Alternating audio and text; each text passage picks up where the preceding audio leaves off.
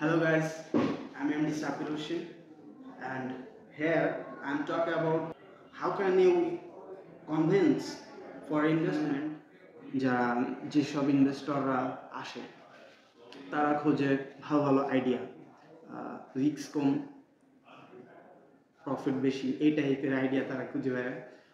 But risk তো কিছু একটা থাকবেই না, বিজনেসের ভিতরে রিস্ক অবশ্যই থাকবে, নাহলে সেটা বিজনেস কীভাবে হয়। আপনি ট্রাই করবেন, কনভিন্স করবেন ইনভেস্টরদের যে কিভাবে আপনি আপনার বিজনেসটাকে রিস্ক কম দেখে প্রফিট বেশি, প্রফিট মার্জিনটা বেশি এই টাইপের দেখাতে।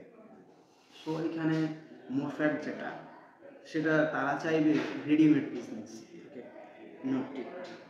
তারা চাইবে রেডিমেড বিজনেস, তারা এসে ইনভেস্ট করবে, দেন প্রফিট তুলে নিয়ে যাবে।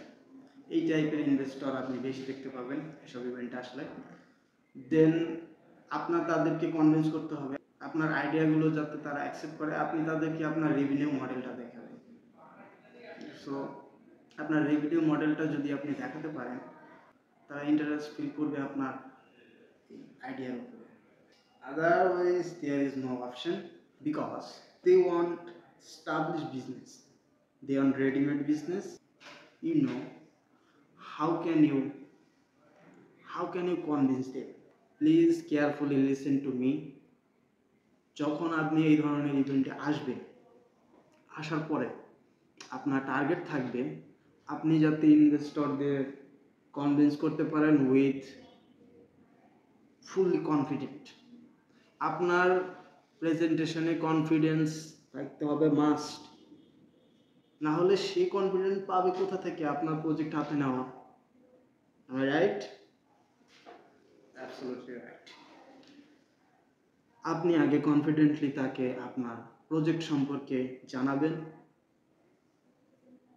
হোপফুলি সে ইন্টারেস্টেড হবে।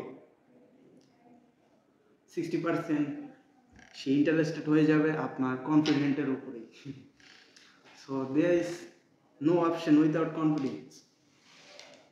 First priority of your confidence. আপনারা এই ধরনের ইভেন্ট বেশি বেশি করুন। যারা নিজেদের বিজনেস ইমপ্রুভ করতে চান, অবশ্যই আপনার নেটওয়ার্ক গ্রো করতে হবে।